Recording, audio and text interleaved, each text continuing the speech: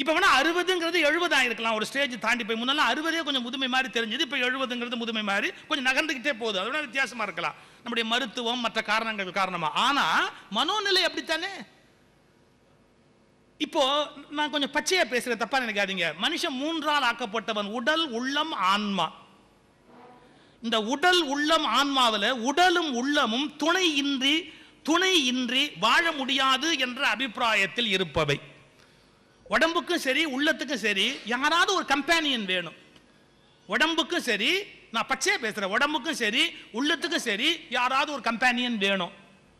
ஆனா ஆத்மாங்கிற லெவலுக்கு நீங்க போனீங்கன்னா கம்பேனியன் ஞானம் பெறுவதற்கு இடைஞ்சல். ஆத்மா ஏகாந்தத்தை விரும்புகிறது, உடம்பும் உள்ளமும் ஏகாந்தத்தை வெறுக்கிறது. இதுவே நம்ம படைப்பில் இருக்கிற பெரிய முரண்பாடு பாருங்க. நம்ம 3 விஷயத்தால் ஆக்கப்பட்டவர்கள்: உடம்பு, உள்ளம், ஆன்மாவால் ஆக்கப்பட்டவர்கள். உடம்பும் உள்ளமும் துணை இல்லாவிட்டால் கஷ்டப்படும், ஆன்மா துணை இருந்தால் கஷ்டப்படும். ஆன்மா ஏகாந்தத்தில் ஜொலிக்கிறது, உடலும் உள்ளமும் துணை இருந்தால் தான் கழிக்கிறது. நாம் முரண்பாடுகளால் உருவாக்கப்பட்டவர்கள், ஒன்றுக்கொன்று முரண்பாடுகளால் நாம் உருவாக்கப்பட்டவர்கள். இப்ப இந்த உடம்புக்கும் உள்ளத்துக்கும் ஒரு கம்பேனியன் வேணும். அது பேசுறதுக்கோ ஒரு அன்பு காட்டுவதற்கோ, குறைந்தபட்சம் ஒரு வலி வேதனை வருகிற போது கையை பிடிச்சு அதெல்லாம் ஒன்றும் கவலைப்படாதீங்க, அந்த பிடிப்பு இருக்கு இல்லையா, அந்த உடம்பு எதிர்பார்க்கிறது. அதான் சொன்னேன், காமம் என்பது கடைசியான மோசமான நிலைன்னு சொல்ல முடியாது. அது குரூடாயிலுடைய லாஸ்ட் ஃபார்ம்னு வேணா சொல்லலாம். அதிலிருந்து தான் எல்லாமே புறப்பட்டு வெளியில வருகிறது. காமம் என்பது ஒட்டுமொத்தமாக வெறுக்கத்தக்க ஒரு சக்தி அல்ல. சார், சிரித்து சிரித்து என்னை சிறையில் இட்டாயின்னு எழுதுனா அது ஏதோ சாதாரண காதல் பாட்டுங்கிறான். லலிதா சகசரநாமம் என்ன வாழுதான்? லலிதா சகசரநாமம் முழுசா படிச்சிருக்கீங்களா? சிவபெருமான் எதுல சிக்கிட்டு செத்து போறாருன்னு எழுதுறாங்க லலிதா சகசரநாமத்துல. உன் புன்னகை என்ற கடலில் சிக்கி சிவபெருமான் தத்தளிக்கிறார்.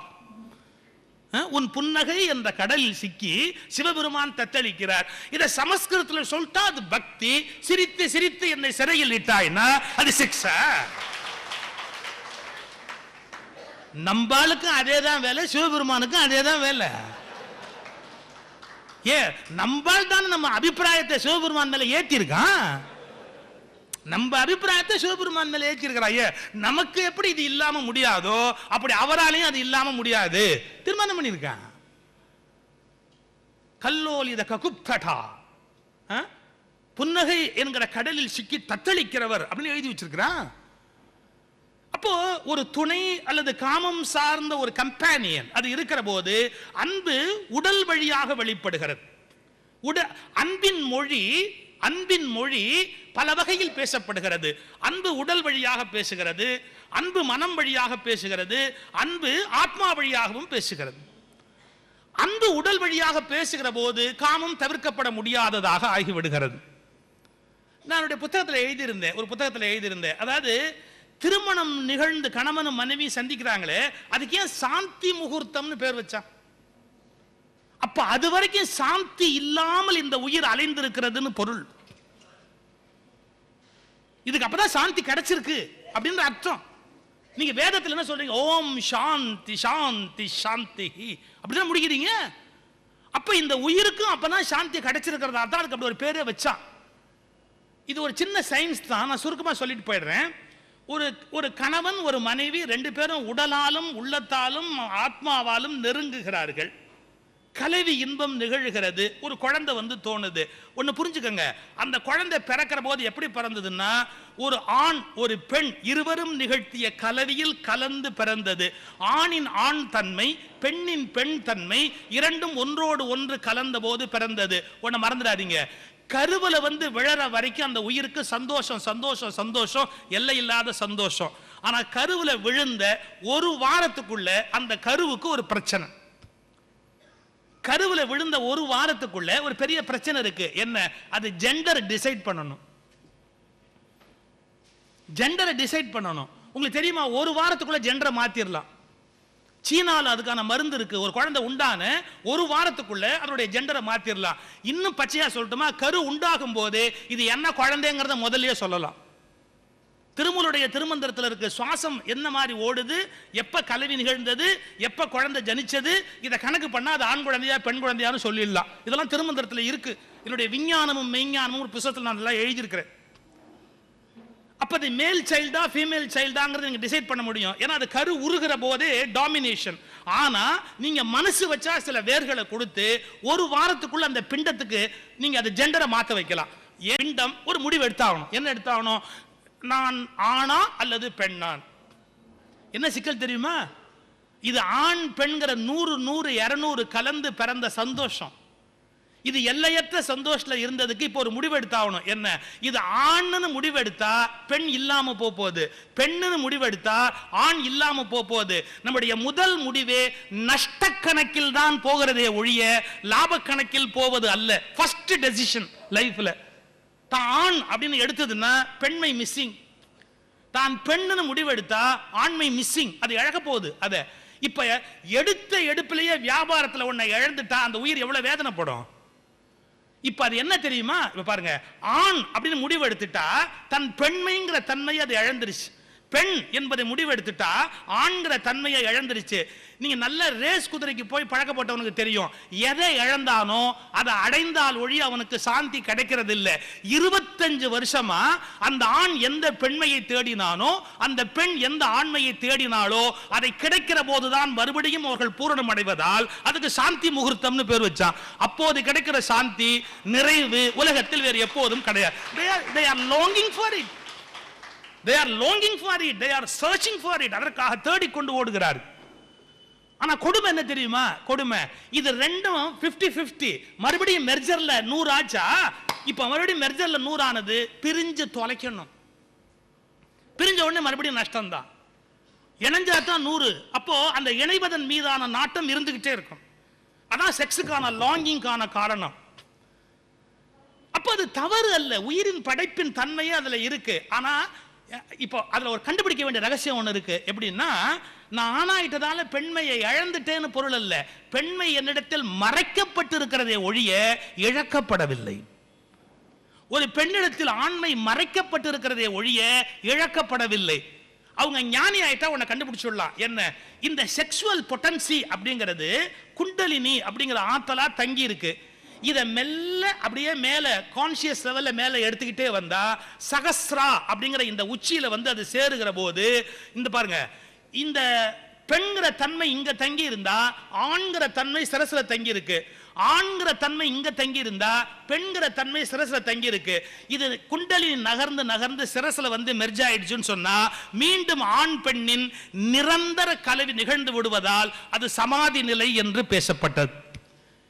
இனி அந்த உடம்புக்கு இன்னொரு பெண் தேவையில்லை, அந்த பெண் உடம்புக்கு இன்னொரு ஆண் தேவையில்லை. ஏன்னா மீண்டும் ஆணும் பெண்ணும் இங்கே கலந்து விட்டது. லலிதா சஹஸ்ரநாமத்தில் பிந்து தர்ப்பண சந்துஷ்டா, குண்டலினி வந்து மகா குண்டலினி மகா சக்தி மேல போய் போய் சகசரத்தில் கலந்த உடனே மீண்டும் சிவன் சக்தி ஐக்கிய சொரூபாய நமக, சிவன் சக்தி அங்க ஐக்கியம் ஆயாச்சு.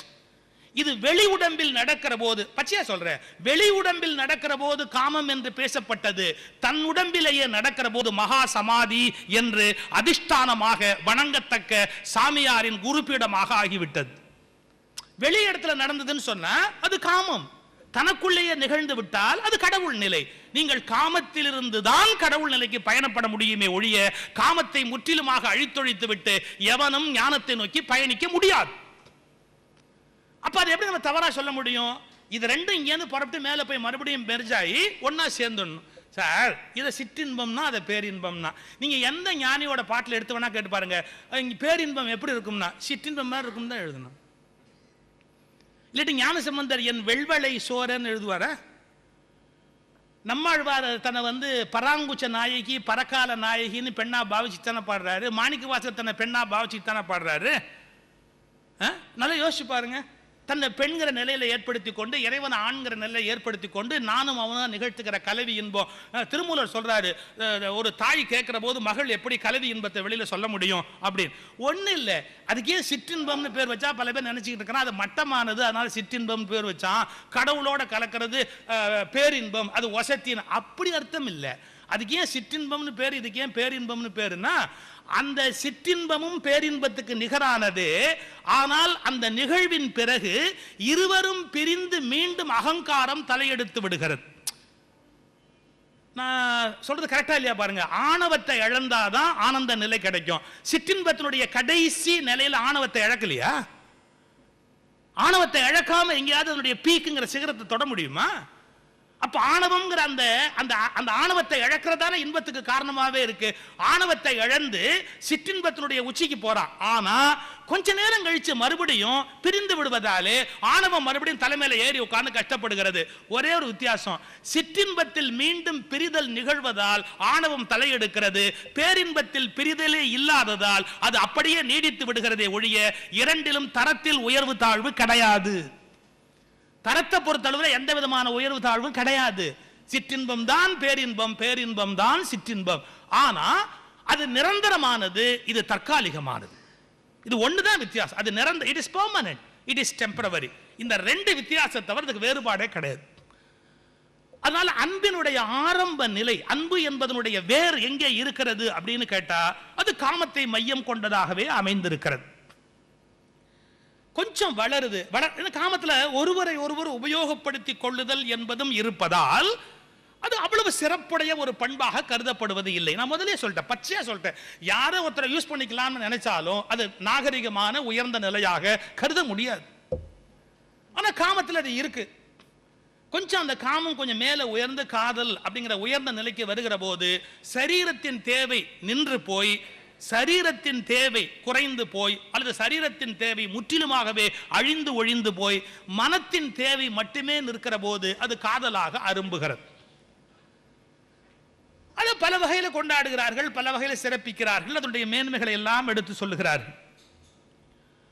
அந்த அன்பு உயர்வானது இப்ப கணவன் மனைவி திருமணமான காலத்தில் ஆரம்பத்தில் காமம் பிரதானமா இருக்கு. நாளாக நாளாக காமம் என்பது பிரதானமான விஷயம் அல்ல. உண்மையான நல்ல பாதையை நோக்கி வளர்ச்சி அடைகிற கணவன் மனைவிக்கு ஒரு எல்லைக்கு பிறகு காமம் நின்று விடுகிறது. ஆனால் அன்பு நிற்பதே இல்லை.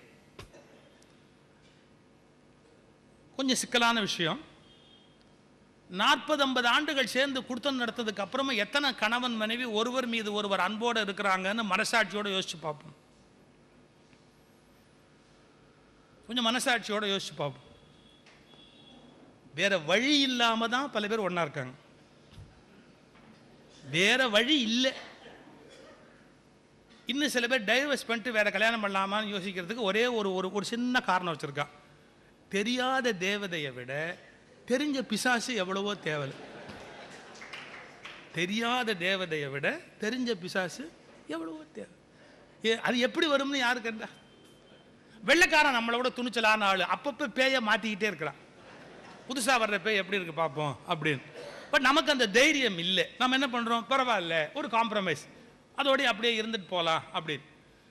நீங்கள் கல்யாணம் ஆகி 40 வருஷம் 50 வருஷம் ஆகியும் வீட்டை பூட்டிட்டு வெளியே புறப்படுற போது எத்தனை புருஷன் முன்னாடி சண்டை போடுவாங்க பார்த்துருக்கீங்களா? எனக்கு இந்த ஏர்போர்ட்டில், பஸ் ஸ்டாண்டில், ரயில்வே ஸ்டேஷனில் சந்தோஷமான விஷயமே புருஷன் முன்னாடி சண்டை போடுறதை வேடிக்கை பார்க்குறது தான். நீங்க கேக்குறீங்க, நீ போட மாட்டியா? நான் கூட்டிட்டு போனா தானே சண்டை போடுறதுக்கு.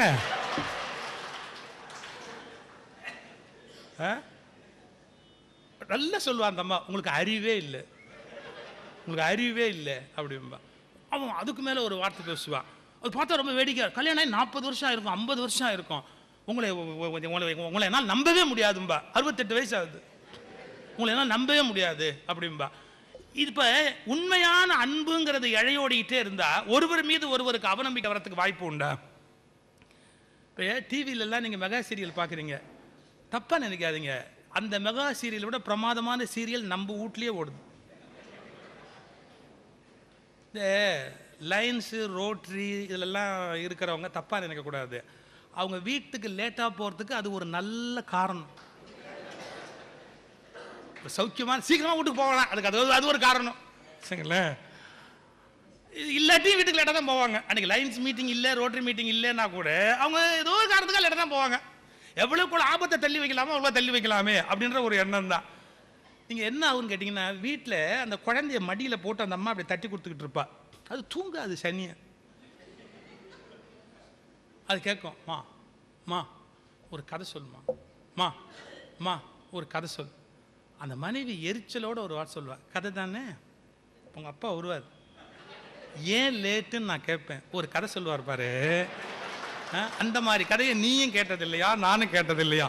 தினம் புதுசு புதுசா ஒரு கதை சொல்லுவார் உங்க அப்பா. தினம் புதுசு புதுசா ஒரு கதை சொல்லுவார். அதை கேட்டுக்கிட்டு நீங்க நானும் சந்தோஷமா தூங்கலாமா. எவ்வளவு சந்தோஷம் பாருங்க. இப்ப நான் கேட்கிற கேள்வி சரியா தப்பா பாருங்க. இப்ப அந்த மனைவி என்ன முடிவில் இருக்கிறார்? நம்ம புருஷன் உண்மை சொல்ல போறது இல்லை, என்னமோ காரணம் புழுக போறோம், அவன் ஏன் லேட்டுங்கிறதுக்கு உண்மையான காரணம் சொல்ல போறது இல்லை. இப்ப கிளியரா ஒரு ஐடியாவில் இருக்கிறான், அந்த கருத்துல இருக்கிறான். அவன் கார் ஓட்டிக்கிட்டு வரும்போதே யோசிப்பான், இப்போ லேட்டாக போனால் போன உடனே கேட்போம், ஏன் லேட்டுன்னு கேட்போம். இப்போ நம்ம என்ன சொன்னாலும் அவன் நம்பவும் மாட்டோம், இன்னைக்கு என்ன சொல்லலாம் யோசிப்பான். பியூட்டி என்ன தெரியுமா, காரை நிறுத்திட்டு அவன் இறங்கின உடனே இவன் கேட்பான், ஏன் லேட்டு, உனக்கு தான் தெரியும் இல்லை அவன் உண்மை சொல்ல போகிறது இல்லைன்னு, அப்புறம் ஏன் கேட்கணும்? எப்படியும் உண்மை சொல்ல போறது இல்லைன்னு இந்த மனைவிக்கு தெரியாதா, அப்புறம் ஏன் கேட்கணும்?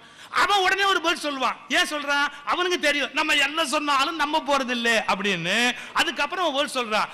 543வது எபிசோடு ஓடுகிறது வீட்டுல, மேக்கப் இல்லாமல் ஒரு நாடகம் நடந்து கொண்டே இருக்கிறது. அரிதாரம் பூசாமல் வாழ்க்கையில் நாம் நடித்துக் கொண்டுதான் இருக்கிறோம்.